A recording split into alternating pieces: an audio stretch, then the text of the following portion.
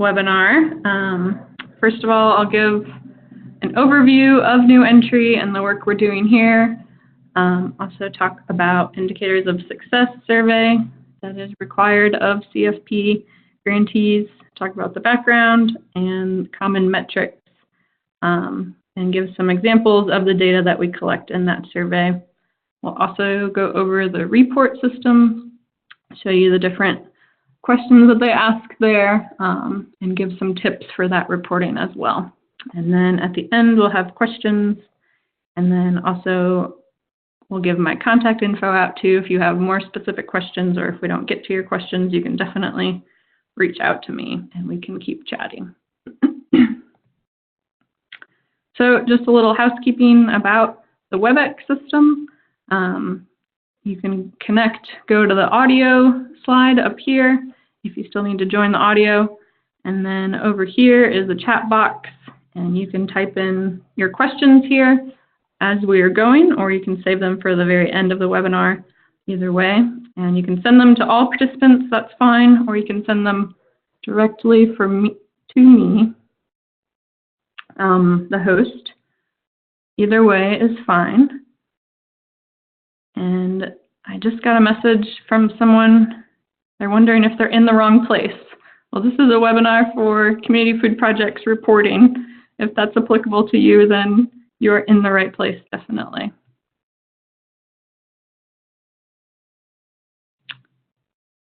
So I'll follow up after this webinar with the Indicators of Success survey that we sent out this previous year, and it will be the same for this coming year as well. So you can look through those questions and get an idea of what you will need to be reporting on, and then also follow up with an evaluation of this webinar. Please take that and give us feedback about the work that we're doing here. And I'll also include all these slides that I'm going to go over today, and I have all my notes with them as well, so you're able to see those. And this webinar is being recorded, so you're able to watch it again, or if you need to jump off at any point, so this is recorded for your reference. So I'll talk a little bit about New Entry and who we are. So we are a beginning farmer training organization, and we are based in Beverly, Massachusetts. And so we do a lot of work on the ground here with farmers, beginning farmers. We have a lot of classes, like business planning classes, crop production classes. We also have an incubator farm and a food hub that buys from our beginning farmers. And then we also have national work that we do. I help to coordinate and facilitate 2 national networks of beginning farmer training organizations. One of them is called the NIFA network, which is for incubator farm project staff, and the other is apprentice network for farmers working specifically with apprentices. And the goals of those networks are to help them share resources and best practices. And we do online webinars and also meet in person once a year to collaborate. And then we also do training and technical assistance for community food projects, applicants and grantees. So that's where you guys come into play. And so we have a grant through CFP in order to do this training and technical assistance, and help to provide feedback and expertise to folks who are applying for CFP, and then also provide assistance to folks who have CFP grants as well. And so I already talked about this a little bit.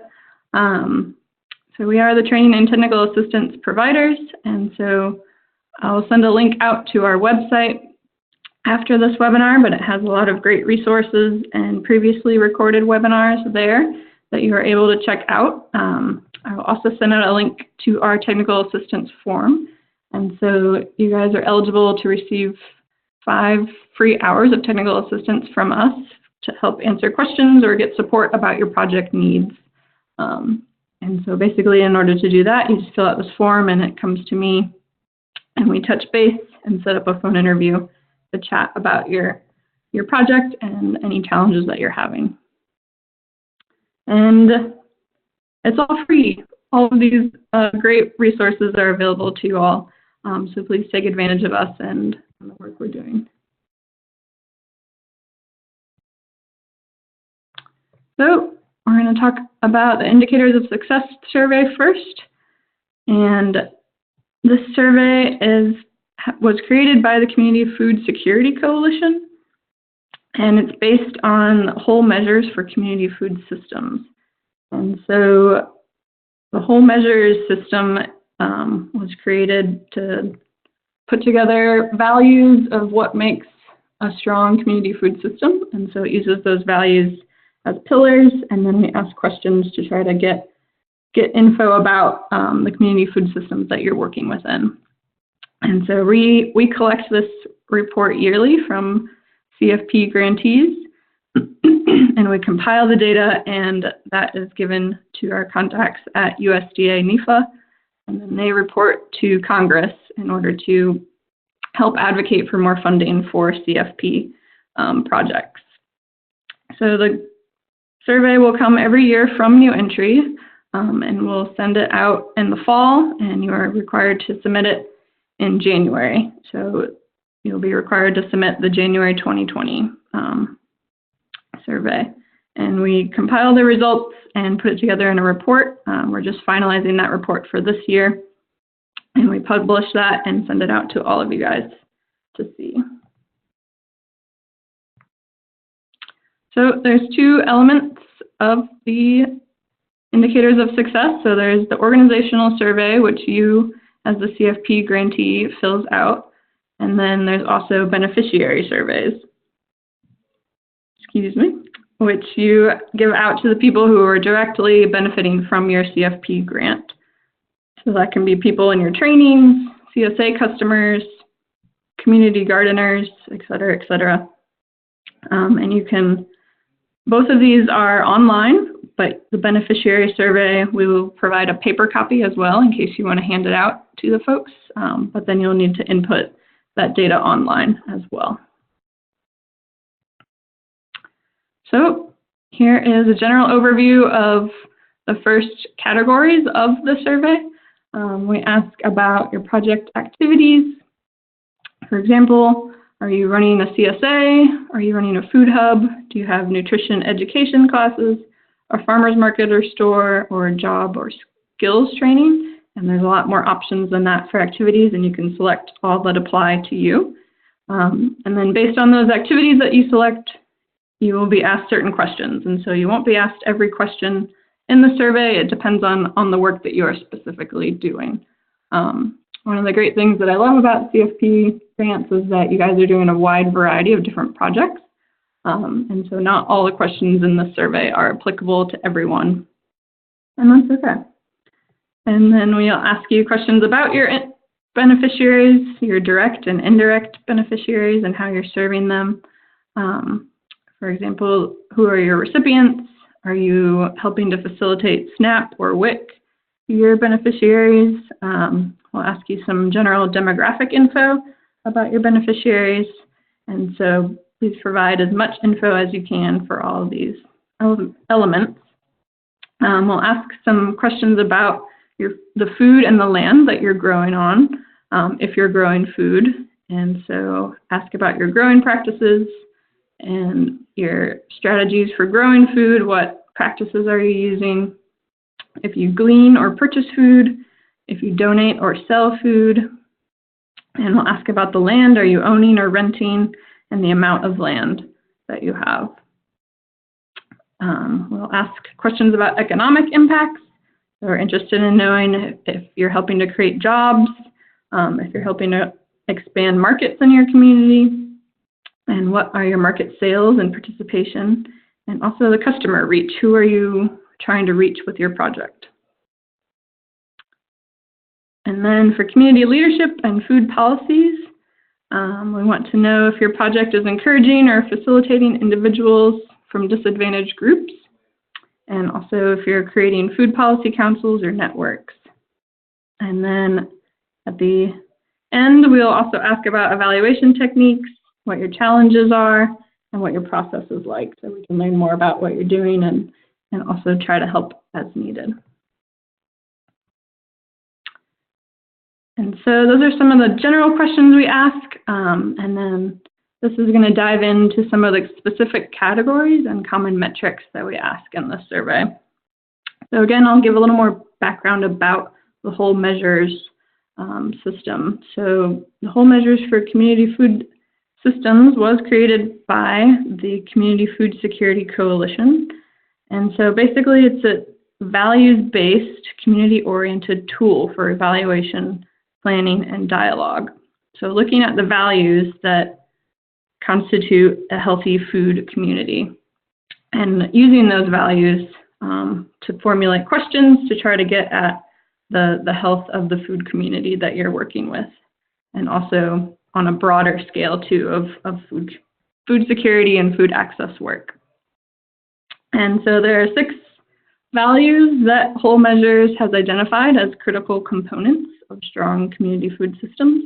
And so we'll walk through each of those 6 and talk through them and give more specific examples of questions that we will be asking.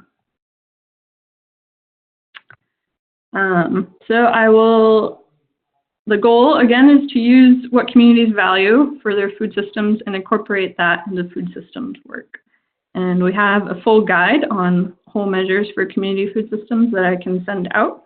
And that goes over these in detail if you want to read more about it. And again, not every metric will be measurable by your project. So you won't be asked to quantify certain items if it doesn't pertain to the activities of your project.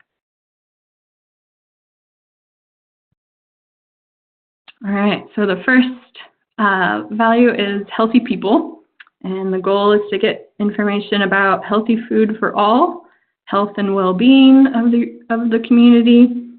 What are you teaching in terms of skills and knowledge to the people in your community, and working to unite neighbors. And so using those as sort of the values, here are some example questions on the screen here. Not a full list, but gives you an idea of things that we ask about. So we ask about what populations are involved in the projects that you're working on for your CFP grant. We ask about the total number of beneficiaries and the breakdown of their demographics. We ask about if you're helping to get folks signed up for SNAP or WIC, or supporting those populations of folks. And then as part of the beneficiary survey, we ask them if there's been a change in their fruit and vegetable consumption as a result of taking part in this community food project that's happening in their community.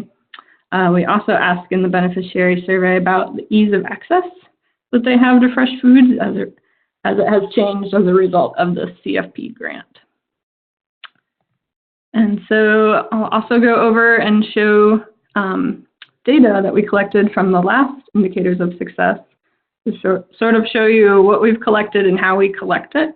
And so we don't report on each individual CFP. We compile the results or give an average or just show trends in the data. And so this is from the weekly fruit and vegetable consumption from the beneficiary survey from fiscal year 2018. And so we had 596 beneficiaries complete the survey. And overall, you can see on the left side here, before the CFP grant, about 5% of people were not eating fruits and vegetables at all. And then now, as a result of the CFP program in the community, 0%. Sorry, I'm going to grab some water here real quick.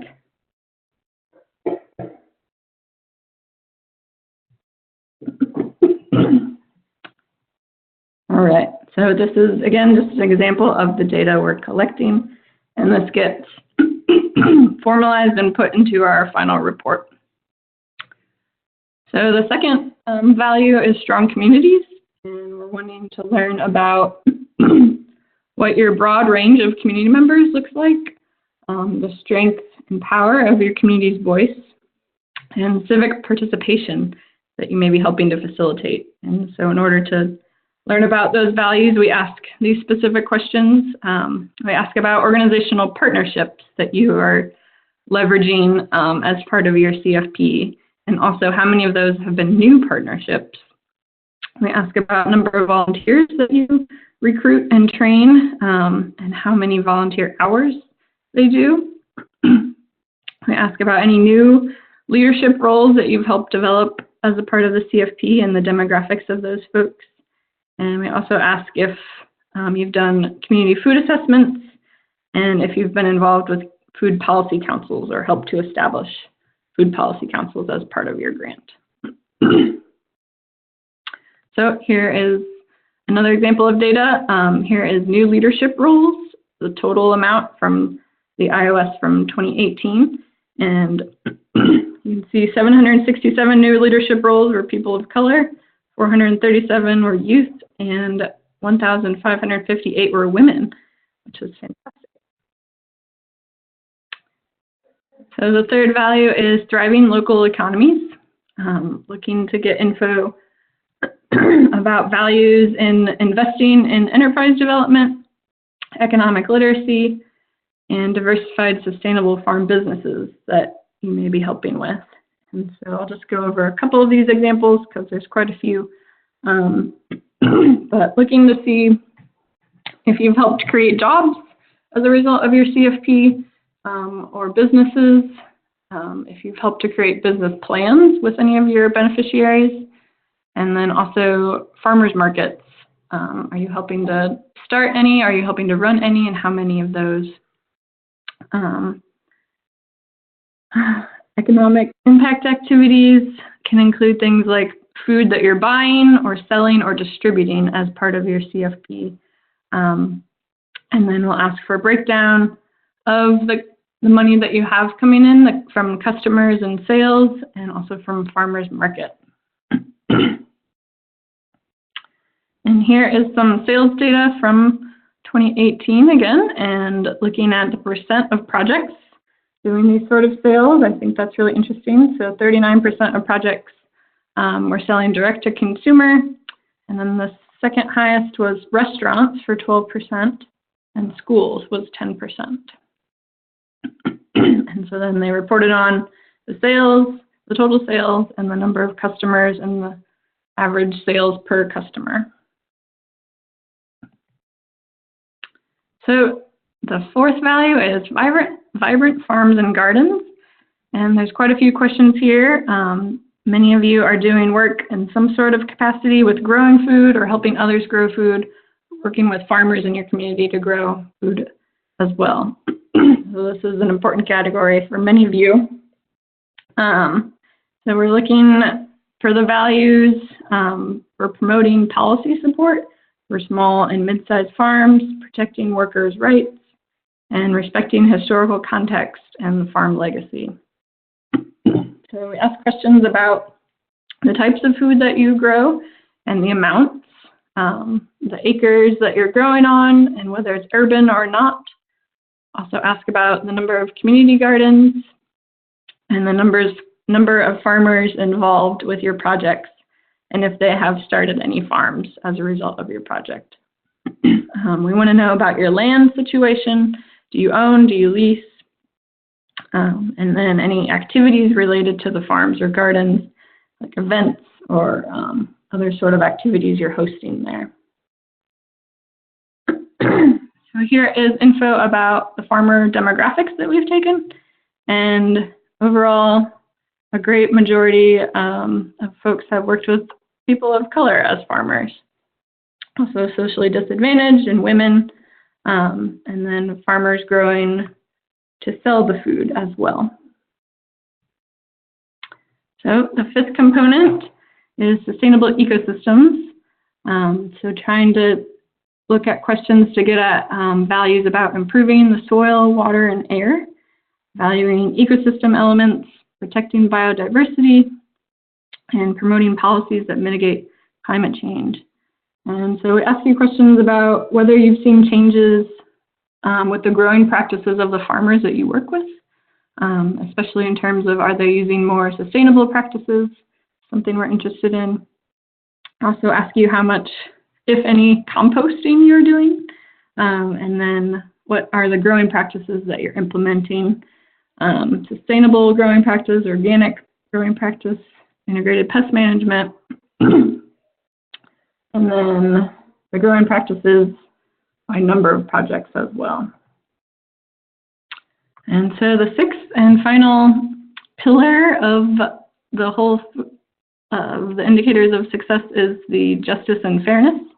And so looking at values to decrease food security, protect food systems workers' rights, affirm diversity and dignity, and heal cultural, historical, social connections among people, food, and land.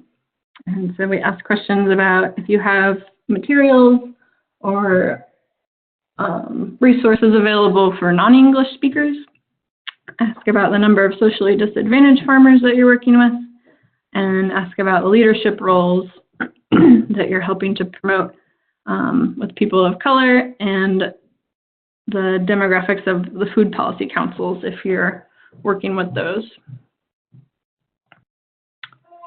All right, so those are the components of the indicators of success and the time frame for that.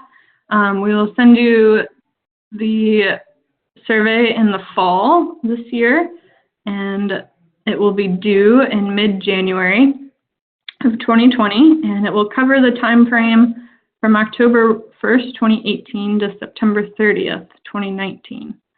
And so we'll email the project director or contact that we have on file. So it's very important that you let us know if there's staff turnover or if there's a transition of this project to someone new. Please let me know, and I'll update the email listing that we have. It's very important that we're able to get a hold of you and notify you of the survey and send out announcements about it. So we'll send out the survey and also survey guides, and also English and Spanish beneficiary surveys that you can print out if needed as well. And I will send out after this webinar the one that we just completed from fiscal year 2018, and all the questions will be the same for this upcoming one, but that one will just be as a guide that you can use to look through and a reference. And again, all the data collection happens online, and there's a link for the organizational survey and a link for the beneficiary survey. So now we're going to transition and talk a little bit about the report system. And so indicators of success is required of all grantees, and also the report system reporting is required of grantees as well. And so REPORT stands for Research, Extension, and Education, and it's an online reporting tool. And so the reporting tool is run by NIFA, and this is the direct link to go there. I recommend you go and check it out if you have not logged in already. You should. And you need to be the project director or the AOR in order to log into the system. If you haven't logged in yet, you can just say change your password and then put your email in. And if you are the PD, it will send a new password to your email, and you can log in that way.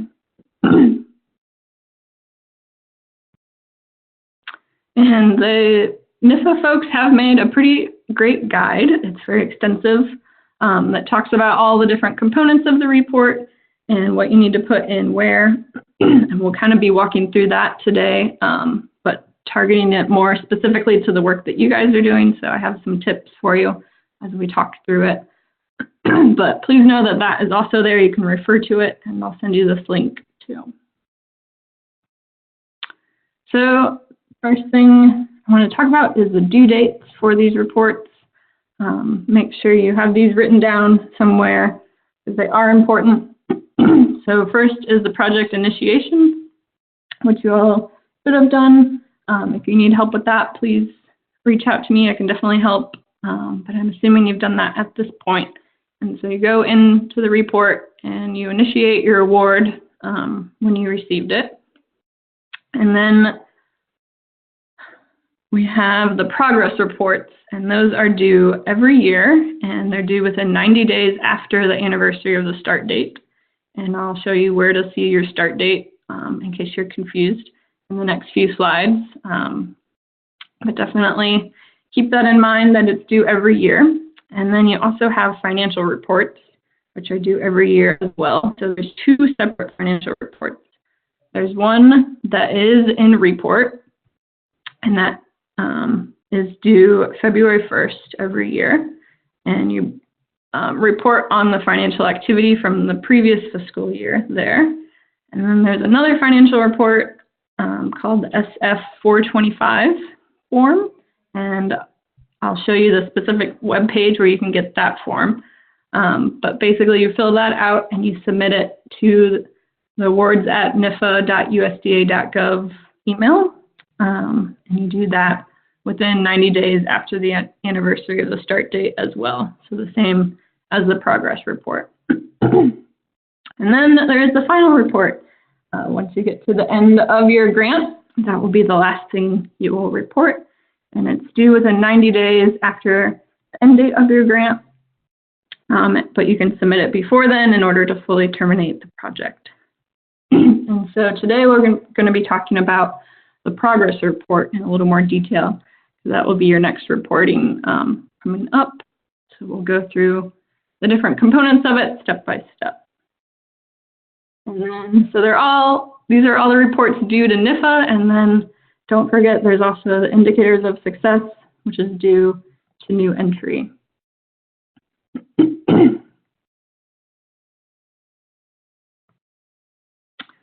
Oh, and here is the link to the SF 425 report, and again, I will send that out, and it will be in this PowerPoint too for your reference. And so here is sort of the home screen once you log into report. Again, here's the website. Some tips. Internet Explorer or Firefox are preferred browsers for using the report system. And again, this is where you're going to submit your progress report, one of your financial reports, and the final report, all within the system. And so you clicked on the report link under the active applications. You can see it down here. There's two active applications here, but you will probably only have one depending on your organization. And so then it sort of takes you to this landing page with lots of blue arrows. And then here's where, if you need to do the initiation, you would click there and it takes you there. If you need to do a progress report, you click here, and then financial report over here.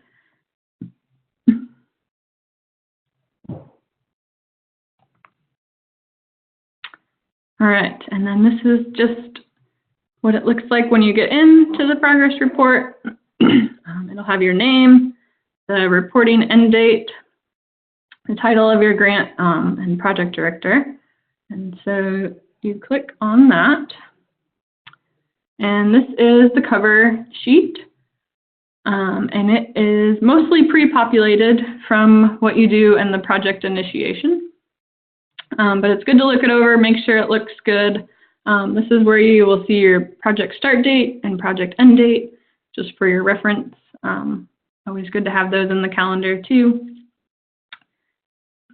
And then the next part of the reporting is the project director and co-project director. Those are also pre-populated from the initiation. And then you need to complete FTEs for the specific reporting period that you're reporting on. And you put in the actual full-time equivalent for each project staff member that's been working on the project. And so if you have one staff member working full-time for the whole year, then you would put a 1. That's one full-time person. If you have one half-time person, then you'd put them as a 0.5. And probably going to be putting in as professional or administrative for the categories. And then you can also put in, if you have any students working, you put their info in here as well. So up here, you can sort of see the different tabs of the progress report. So these are what we are going through each one. So we did participants and now target audience. And so you should describe who you're reaching during this reporting period. So you may only list a subset of your original target audience if you haven't done projects related to a particular audience yet, that's okay. Just report on who you've reached during the reporting cycle. And then here is the page for products, products and outputs. And so this section is really meant for grants with a more scientific basis. And so it's really for publications, patents, and applications for plant variety protection. I don't think that applies to most of you, but maybe it does. But other sort of products can be put in as other, such as things like a workshop, a newsletter, web pages. They go into the other products section, which I'll show on the next page. So here is other products, and it's where you'll list your activities, events, services, and products that reach the people that you're working with.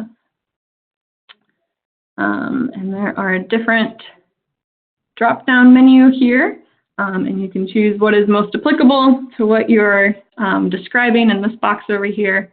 And you can add in, I don't know if there is a limit to how many you can add. I've never put in that many, but just keep that in mind as you're adding each one in. All right, so after other products, then it asks you accomplishments. And there's this section up here of the major goals of the project. And this is pre-populated again, which is nice to have. It's from your project initiation, and so you can refer to that and refer to it when you answer these questions below.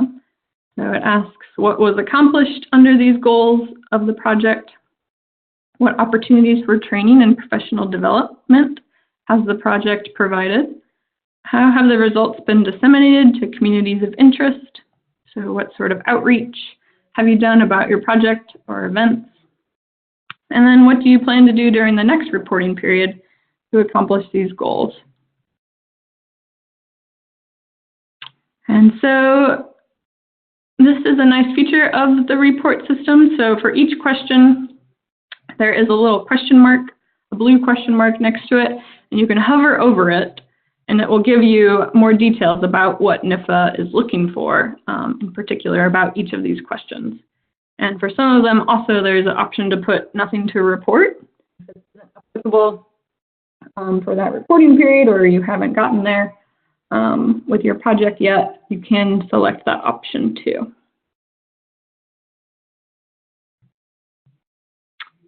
All right, this is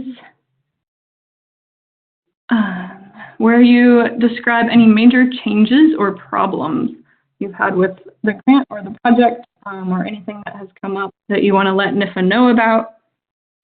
It can include any issues you've had with the plan of your project, the approach, the methods, the timeline, or the objectives. And then a reasoning for maybe why you've made changes into how you're doing your work.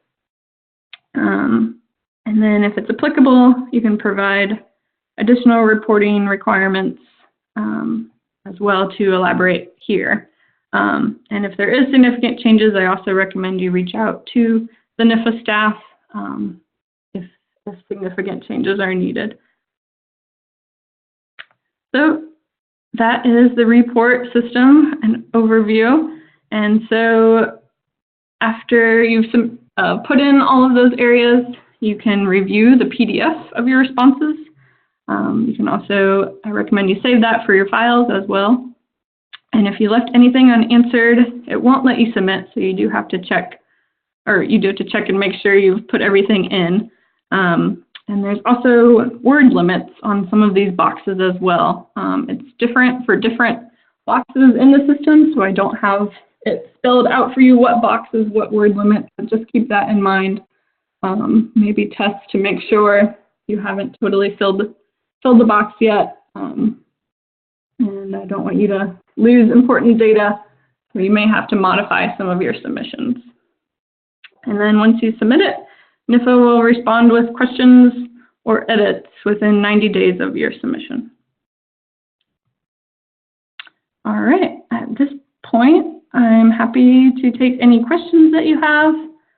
You can put them into the chat box, and I will read them out and we can discuss.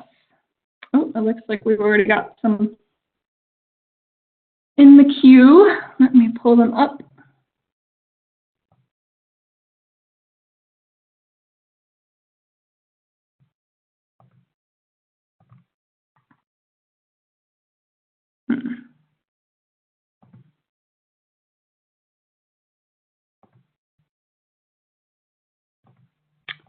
All right, so I have a question. Is current or future funding dependent on how well we perform based on the survey? That is a great question. It definitely has an impact on the funding. This is the best way that Congress is able to see the impacts that you're having in your community.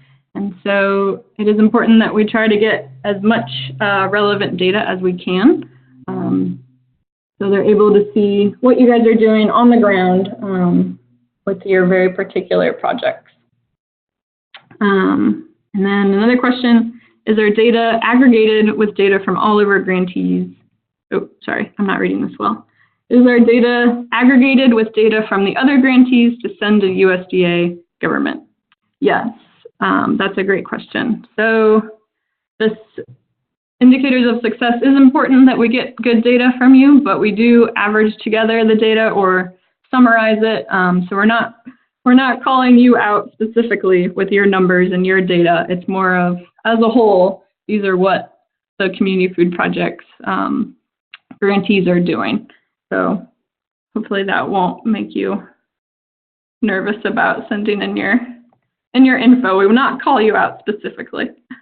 We do ask if folks want to be featured as case studies in the report, and so that's basically we just ask you a few other questions about what you're doing, maybe ask for a few more quotes and highlight your project in a little box in the report, but again, not calling out all your particular data. All right, got lots of other questions coming in. Those are great questions, thank you. This one is saying, we have a large number or wide array of beneficiaries. Are there any guidelines on the percent or number of beneficiaries that fill out that portion of the survey? That's a great question. I get that question all the time. Right, we ask that you try to get as many beneficiary surveys in as possible, but we also realize that it's challenging to get people to fill out surveys. And so as many as you're able to get in, that is great. The more the better. It shows a more robust beneficiary and how they are affected by the project. So just try to get as many in as possible. And also we know that each project has a wide variety of different numbers of beneficiaries that you work with. And so some folks, if they're doing a conference, they may have a much wider or much larger number of beneficiaries that they reach, as opposed to someone doing, you know, some smaller community garden work. It may not reach that many beneficiaries, but still impactful work nonetheless.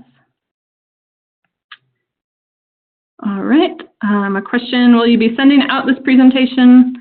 Yes, I will. It's being recorded and I'll send it out along with all of the resources that I'm talking about, and also my contact info. If you have more questions, definitely feel free to reach out and let me know.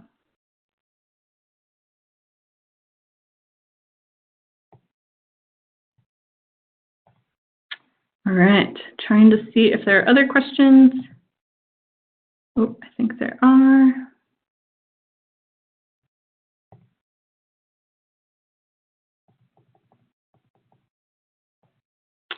So I have a question about the TA, or technical assistance, saying for the 5 hours, do we only sign up for that when or if we need it, or do we sign up and then use it if we need it?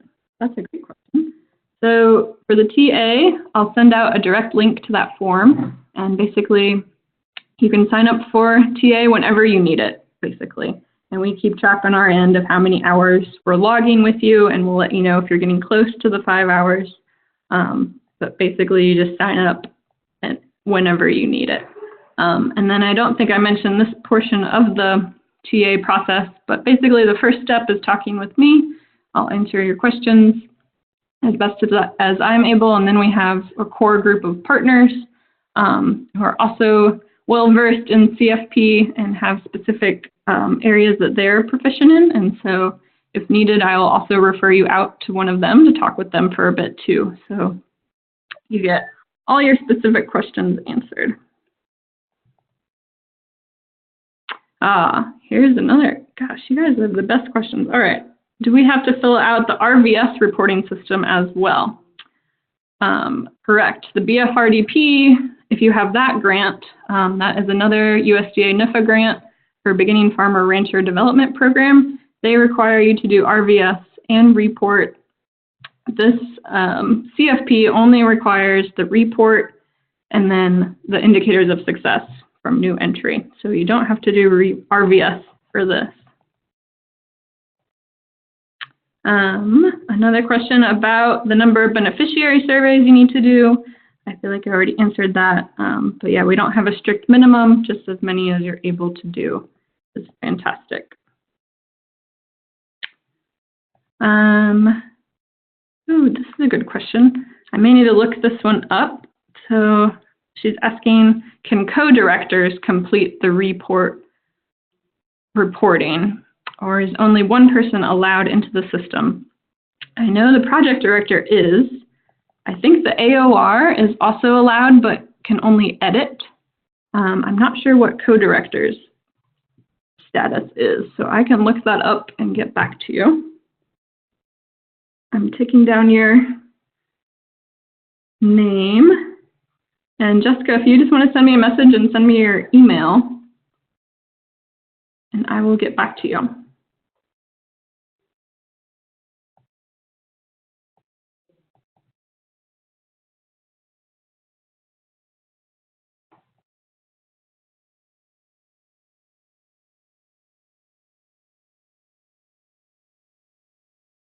All right. I'm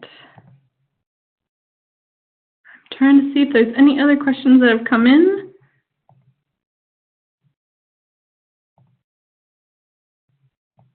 And I don't see any. If anyone has any other ones, you're welcome to send them to me on here. I'll be on here for a couple more minutes. We also have my email right here. You're allowed to definitely take that down. And I'll be sending out all of those resources that I mentioned. Oh, I think here's another question.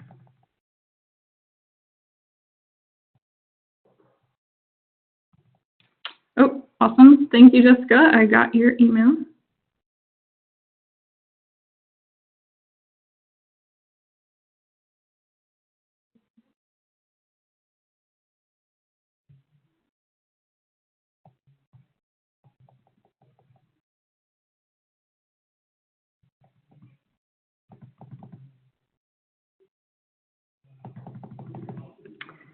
Oh, here is a good question. So most of you received your award in fall of 2018, and he's asking, should we have filled out financial form in February 2019, even though a full year hadn't finished? And I would say yes, go ahead and do it, even though maybe your funds hadn't been released yet. I know with the government shutdown, it was a little messy and hairy there for some of you guys. But I would say go ahead and submit it, even if you hadn't used any money, just to make sure you're checking off everything that's required. You can also follow up with the specific grants management system and ask them that question too, if you'd like the full official answer. They are great folks to ask for the financial portion. And I can send out their contact info for their help, for their folks who are available for questions.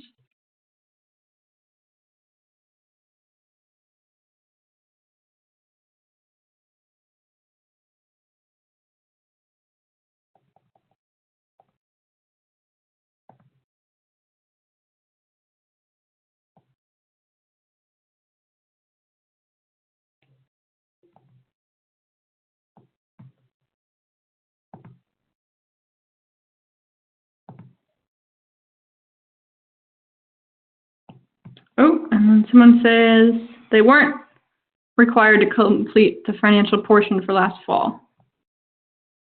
Okay. Was that from NIFA directly?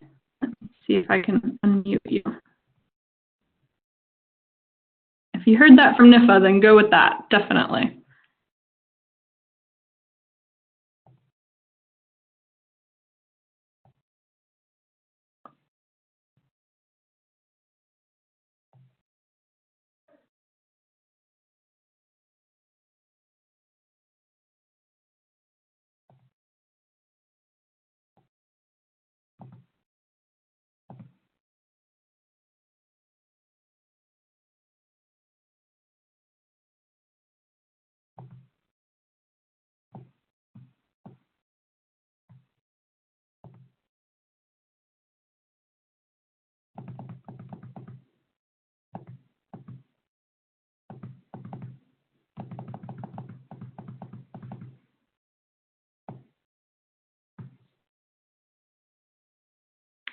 All right.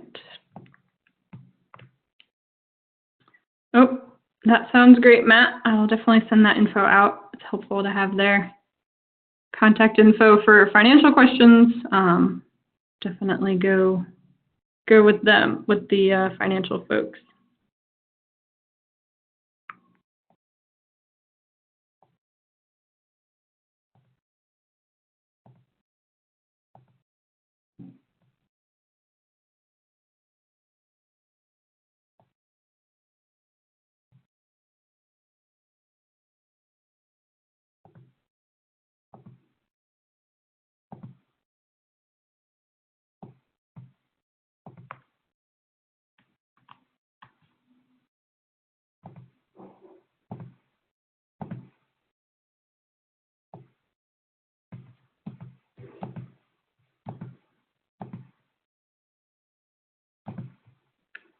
All right. Just trying to see if there's any other questions that have come in. Sometimes I think there's a lag between when you guys type it in and when it shows up over here.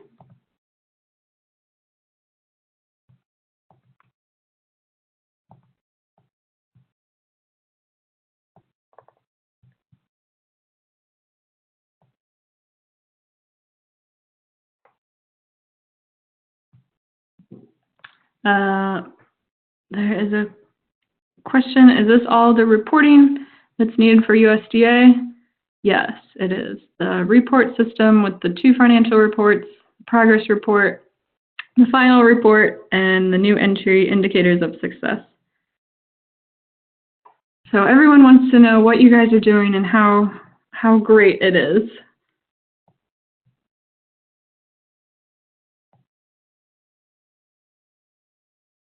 All right, well, again, feel free to reach out to me. My email is here, and I'll be in touch with details. Thank you all for tuning in, and hope you have a great rest of your day.